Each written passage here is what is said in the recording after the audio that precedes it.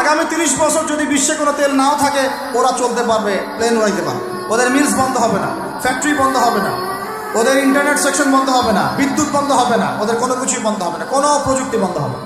এত তেল তারা রিজার্ভ করলো কি দিয়ে? ওর দেশে ছাপানো বিনামূল্যের ডলার দিয়ে। এবং সেই ডলারটা আমরা নিলাম, নিয়ে আমরা মাশাআল্লাহ অট্টালিকা নির্মাণ করলাম, আর মনে করলাম যে মাশাআল্লাহ আমি তো খুব ধনী হয়ে গেলাম, সমৃদ্ধি অর্জন। এরপরে তারা আরবদেরকে বুঝালো, ইয়া শেখ, আরবদেরকে বুঝালো, হাবিবি, ইয়া হাবিবি, কাছে আসেন, শোনেন, আমরা আপনাদের কাছে তেল আছে, আপনারা তো তেল বয়কট করে দিয়েছেন, আর তেল ছাড়া তো আমাদের যুদ্ধ বিমান ফ্লাই করছে না। তেল কাদেরকে দিয়েছে আল্লাহ পাক? মিডল ইস্ট আরবকে দিয়েছে, ঠিক আছে? এখন হাবিবিকে বলা হচ্ছে আপনারা তো তেল বয়কট করে দিলেন। এটা করেছিল বাদশাহ ফয়সাল, বলেন রাহিমাহুল্লাহ। উনি একজন সাহসী নেতা ছিলেন, এই জন্যই তাকে গুপ্ত হত্যা করা হচ্ছে। সাহসী যারা, তাদেরকে গুপ্ত হত্যা করে এটা একটা সুন্নত, এটা মাথায় রাখবেন।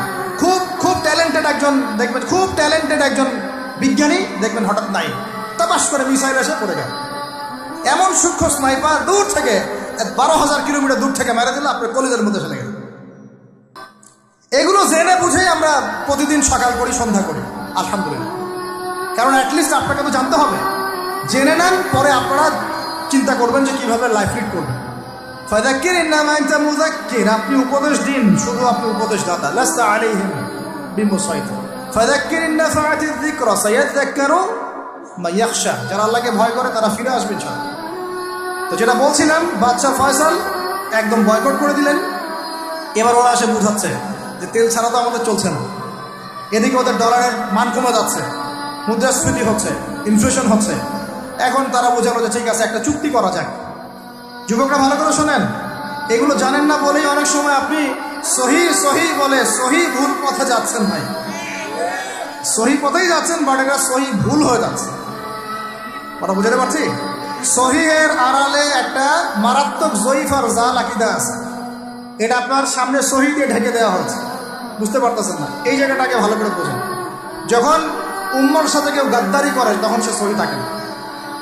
উম্মতের সাথে কেউ যদি গাদ্দারি করে তখন সে কি থাকে না? সহি থাকে না। এখন আসেন, আমি ধর্মতাত্ত্বিক কথা বলছি। এখানে বাদশাহ ফয়সাল তাকে কনভিন্স করা হলো, ঠিক আছে আমরা তেল কিনবো, আপনাদের কাছ থেকে কিনবো, আপনাদের গালফ কান্ট্রি যেগুলো আছে এদের কাছ থেকেই কিনবো। তবে একটা শর্ত, আপনারা তেল বিক্রি করবেন শুধু মার্কিন ডলারে, অন্য কোনো কারেন্সিতে তেল বিক্রি করতে পারবেন না। বলেন না, আপনি বাংলাদেশ গভর্নমেন্ট যদি গিয়ে এক ব্রিফকেসের মধ্যে 1 কোটি টাকা নিয়ে যায়, বুঝেন কথা, বুঝতে পারতেছেন? 1 কোটি টাকা আমাদের টাকা নিয়ে গিয়ে যদি বলে শেখ হাবিবি আমাকে তেল দাও, ওরা বলবে তেল দিতে পারবে, খালাস, কুল্লু খালাস, এখান থেকে বের হও। কথা বুঝতে পারেন না? 1 কোটি কি দিবেন? টাকা, তেল দিবেন, লিখে নেন, দিবেন। কিন্তু সেই 1 কোটি টাকাকে যদি আপনি ডলারে কনভার্ট করেন, ওটাকে ডলার দিয়ে কনভার্ট করেন, করে যদি বলেন হাবিবি তেল, তখন বলবে যে আসো তাড়াতাড়ি লাগবে, তেল নিয়ে যাও, খালাস, কুল্লু খালাস। এটা বুঝতে পারছেন? তেল বিক্রি করব শুধুমাত্র ডলার দিয়ে, ডলার ছাড়া অন্য কোনো কারেন্সিতে তেল বিক্রি করতে পারবো না। এইটা পশ্চিমারা আরবদের সাথে একটা সন্ধি করলো, আর কি চুক্তি করলো। এই চুক্তির নাম হলো পেট্রো ডলার মনিটরি সিস্টেম। বুঝতে পারলাম? Petro dollar monetary system. এর বদৌলতে আরবের মরুভূমি হয়ে গেল এখন একদম অট্টালিকার প্রাসাদ। বোঝা যায়? মরুভূমিগুলো হয়ে গেল কি অট্টালিকার প্রাসাদ, আর বাকি পুরো মুসলিম উম্মার উপর দেখেন কি দুরবস্থা। শুধু তাই না, ওই ডলার হলো একদম লিডার, কারেন্সির লিডার। এখন ওই ডলার তেলের মান নির্ধারণ করবে, আপনি টাকা দিয়ে করতে পারবেন। সারা বিশ্বের সবচেয়ে বড় অর্থনৈতিক জুলুম হচ্ছে এই পেট্রো ডলার মনিটরি সিস্টেম। এর চেয়ে বড় কোনো জুলুম হয়নি অর্থনৈতিক জুলুম। এখন অনেক ওলামায়ে কেরাম আছেন আপনারা এখানে, আমি জানি উপস্থিত, আপনারা একটু ফিকহের কিতাবগুলো মোতালা করে আমাদেরকে একটা ফতোয়া দিয়েন যে এইরকম মনিটরি সিস্টেম প্রণয়ন করা জায়েজ না নাজায়েজ। এটা আপনারা চিন্তা ফতোয়া দিয়েন, আমি ফতোয়া দিতে পারবো। আমি অর্থনৈতিক ভাষায় বলতেছি যে এই মনিটরি সিস্টেমটা পুরো বিশ্বে জুলুম নিয়ে আসছে। এখন আদতে, এখন শোনেন এই অংশটুকু শোনেন, তারপরে আমি শেষের দিকে চলে আসতেছি। আদতে এতে পশ্চিমাদের লাভ কি হয়েছে শোনেন। আমার কাছে এই যে ডলার, এটা আমি ছাপাই আমার দেশে, আমার কারখানায়। আমার খরচ হচ্ছে কাগজ, আমার খরচ হচ্ছে মেশিন, আমার খরচ হচ্ছে কালি। বোঝা যায়? বোঝা যাচ্ছে? আচ্ছা, এখন সেটা আমি বানালাম, ছাপালাম, গিয়ে আমি আরবকে দিলাম, তেল দাও। ওরা এই কাগজের টাকাটা নিল, নিয়ে রিজার্ভ করলো, করে মূল যে তেল, এই তেলটা মনে করেন তেল বা সোনা, তেল বা সোনা একই কথা, কারণ সোনার ফাংশন প্লে করছে এখন তেল। এখন তো যেহেতু গোল্ড দিনার নাই, দিরহাম নাই, এই তেলটা তারা নিল, নিয়ে ওদের দেশের আন্ডারগ্রাউন্ডে বাংকার আছে, গ্যালনকে গ্যালন তেল রিজার্ভ করতে থাকলো, রিজার্ভ করতে থাকলো। এমনভাবে রিজার্ভ করতে থাকলো যে বিগত আগামী 30 বছর যদি বিশ্বে কোনো তেল নাও থাকে, ওরা চলতে পারবে, প্লেন উড়াইতে পারবে।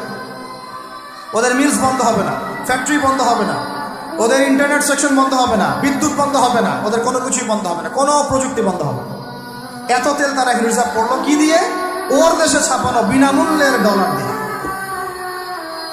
এবং সেই ডলারটা আমরা নিলাম, নিয়ে আমরা মাশাআল্লাহ অট্টালিকা নির্মাণ করলাম, আর মনে করলাম যে মাশাআল্লাহ আমি তো খুব ধনী হয়ে গেলাম, সমৃদ্ধি অর্জন করলাম। আদতে এখানে পশ্চিমাদের সবই লাভ। আমরা বলি না জ্বালাও তাই কদু, সরি, আমরা বলি আম গেল সালাও গেল, তাই না? এখানে আমও তাদের, সালাও তাদের। আদতে আমাদের কিছু নাই। আপনারা হাসতেছেন, এইটা হচ্ছে সারা বিশ্বের সবচেয়ে বড় জুলুম। এখন আমরা তো থার্ড ওয়ার্ল্ডের কান্ট্রি, এটা হচ্ছে যারা বড় বড় ধনী রাষ্ট্র, ওদের অবস্থা হচ্ছে এই। আর আমরা যারা থার্ড ওয়ার্ল্ডের কান্ট্রি, উন্নত বিশ্বের দিকে এগিয়ে যাচ্ছে আপনাদের আস্তে আস্তে, যে পথে আমাদের দুর্নীতি বাধা, আমাদের এই যে নৈতিকতার অবক্ষয় বাধা, আমাদের মধ্যে আমার অধীনতা বাধা, এই বাধাগুলো আমাদেরকে আগাতে দিচ্ছে না। তা আমাদের অবস্থা কি হতে পারে তাহলে চিন্তা করুন। এবার আমরা এই জায়গায় আছি, এই জায়গায় বসে বসে আপনি মনে করছেন যে আপনি মাশাআল্লাহ খুব পাক্কা মুসল্লি, হালাল খাচ্ছেন, নামাজ পড়তেছেন, তাহাজ্জুদ রোজা, জান্নাত কিনে নিয়েছেন মাশাআল্লাহ। অথচ আপনার অর্থনীতি সুদভিত্তিক, এবং এই সুদভিত্তিক অর্থনীতির আন্ডারে থেকে কোনো বেসরকারি ব্যাংক পর্যন্ত 100% সুদমুক্ত সিস্টেম দিতে পারবে না। ফুল স্টপ, খালাস। আর এর উপরে আবার আছে ঘুষ, তার উপরে আবার আছে দুর্নীতি, তার উপরে আপনারা আবার মাপে কম দিচ্ছেন, তার উপরে আবার পণ্য মজুত করছেন, মার্কেটে ইচ্ছাকৃতভাবে প্রাইস বাড়াই দিচ্ছেন, এই কাজগুলো করছেন। আমি শিক্ষিত একটা সমাজ পেয়েছি বলে কথাগুলো এভাবে মাহফিলে বললাম। এগুলো মাহফিলে কিন্তু আলোচনা হয় না। এগুলো কি মাহফিলে আলোচনা হয়? আমরা বিশ্বাস করি গাজীপুরের শহরের মানুষ, সব ঢাকার মানুষ, আপনারা সব বুঝেন, ইন্টেলেকচুয়াল অডিয়েন্স আছে। এই কথাগুলো খোলামেলা বলার কারণেই ওদের দ্বারা পালিত কিছু তথাকথিত শায়েখ আমার উপর খুব ক্ষিপ্ত। এর আকীদা ঠিক না, এর মানহাজ ঠিক না, এই লেকচার শোনা যাবে না, ইত্যাদি ইত্যাদি। ঠিক আছে, আমারটা শোনার দরকার নাই, তোমাকে শুনতে কে বলছে? তোমার শোনার ইচ্ছা করে না, তুমি শুনিও না। যাদের শোনার ইচ্ছা তারা শুনবে ইনশাল্লাহ। আর তোমার মতো কিছু মুনাফিক না শুনলে আমার কিছু যায়ও আসে না ইনশাল্লাহ। মুমিনরা যারা, তারা শুনবে, বুঝবে, ইনশাল্লাহ ওরাই প্রজন্ম করবে ইনশাল্লাহ। আর আমাদের ভুল হতে পারে, ভুল হলে সেটা ওলামায়ে কেরাম সংশোধন করবেন। ওলামায়ে কেরাম যদি আমাদেরকে বলেন না ভুল হয়েছে, অবশ্যই মাথা পেতে বলছেন। আমরা আলেম ওলামার বাইরে নয়, ওলামায়ে মুহাক্কিকের বাইরে নয়। তাহলে আপনাকে কি আমি ভিতরের চোখ দিয়ে পুরো বিশ্বের রাজনীতি বোঝাতে পেরেছি? পুরো বিশ্বের অর্থনীতি বোঝাতে পেরেছি?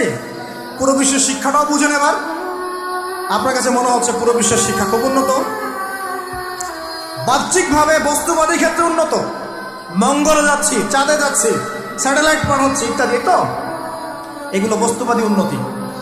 আদতে কি হচ্ছে দেখেন, নীতি নাই, শিক্ষা অর্জন করার পর নৈতিকতা নাই, চরিত্র নাই, সালাম কালাম নাই, ধর্মভীরুতা নাই, আমানতদারিতা নাই। একজন ডক্টর, সে মাশাআল্লাহ ডক্টর হয়েছে, হওয়ার পরে এখন সে দেখছি কসাই হয়ে গেল। তাহলে কোন শিক্ষাটার ঘাটতি হলো? নীতির, নৈতিকতার, ইসলামের ওই বুঝটা নাই, পরকালীন কনসেপ্ট নাই। একজন ইঞ্জিনিয়ার মাশাআল্লাহ, আপনি theta, sine theta, cos theta সব তো বুঝেন মাশাআল্লাহ। আপনি একজন আর্কিমিডিস থেকে শুরু করে পিথাগোরাস সব করে ফেললেন, কিন্তু ইঞ্জিনিয়ার হয়েও আপনি চোর হলেন। তাহলে কোন শিক্ষার অভাব হলো বলেন? একটা মেয়েকে আপনি দেখছেন মাশাআল্লাহ এগিয়ে যাচ্ছে, বাপরে বাপ, ফ্যামিলিস্ট রেভলিউশন। আদতে ওর গায়ে এখন একটা গেঞ্জি, ওর গায়ে পায়ে একটা জিন্সের প্যান্ট, বাইরের চলাফেরা দেখে তার অঙ্গ প্রত্যঙ্গ সব স্পষ্ট দেখা যাচ্ছে, সে স্পষ্ট বেপরদায় চলছে। একটা ছেলেকে আপনি দেখছেন বাইরে থেকে পরে আসলো, এসে এখানে ট্রান্সজেন্ডার হয়ে গেল, লিঙ্গ পরিবর্তন করতেছে। ছেলেপেলেকে দেখছেন এখানে ডিগ্রি অর্জন করেছে, কিন্তু মাদক ছাড়তে পারছে না, মেয়েদের সাথে জেনা ছাড়তে পারছে না, সমকামিতা ছাড়তে পারছে না। শিক্ষার সংজ্ঞাটাই বা আসলে কি? তাহলে সংজ্ঞাটা কি? এডুকেশনের সংজ্ঞাটা কি আমাকে বলেন? শিক্ষার মূল সংজ্ঞাটা কি? আমরা কি এই বিশ্বের মূল শিক্ষা ব্যবস্থা কি মুসলমানরা গড়ে দেয় নাই?